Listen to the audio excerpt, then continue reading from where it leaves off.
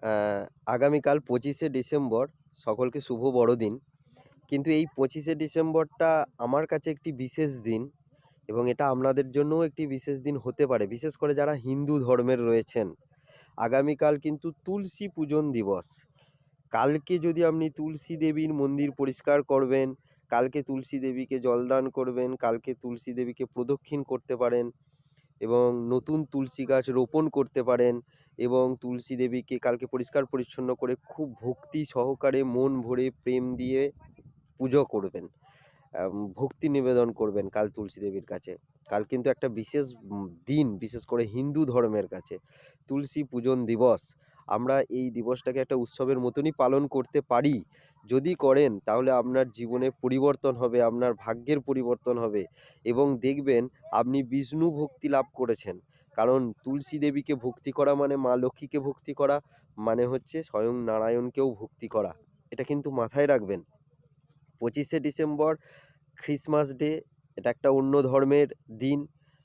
আমি বলব না আপনাকে যে এখানে মেতে উঠবেন না, মেতে উঠুন। কারণ প্রত্যেকেরই স্বাধীনতা আছে একে অপরের ধর্মে সেই উৎসবটাকে পালন করার।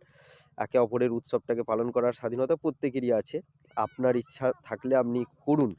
কিন্তু নিজের যারা হিন্দু ধর্মের তাদেরকে বলব, নিজের যে উৎসবটা রয়েছে কালকে তুলসী দিবস, সেইটাকে অবশ্যই পালন করার চেষ্টা করুন। মনে রাখুন এবং ভক্তি সহকারে তুলসী দেবীকে পুজো করুন। কারণ ওই তুলসী দেবীর অসীম ক্ষমতা, আপনার বাড়ির অনেক অশুভ শক্তিকে উনি মানে গার্ড করেন। আপনার বাড়ির অনেক অশুভ শক্তি থেকে আপনাকে রক্ষা করেন। আপনি জানেন না, নিজের অজান্তে মানে আপনি এটা জানেন না হয়তো।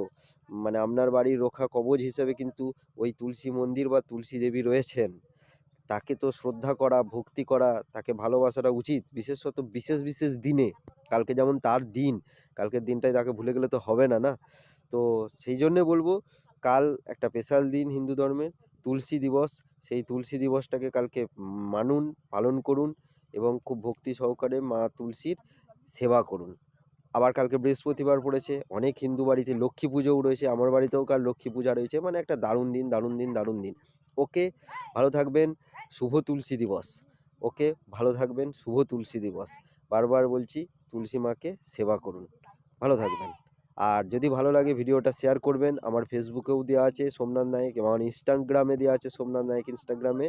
ভালো লাগলে শেয়ার করুন, ৫টা মানুষকে বলুন, আরও সকলের উপকার করুন। এটা আমারও ইচ্ছা, আপনাদেরও ইচ্ছা হোক সকলের পাশে থাকার। এটাই আমি বলতে চাই। ওকে, ভালো থাকবেন।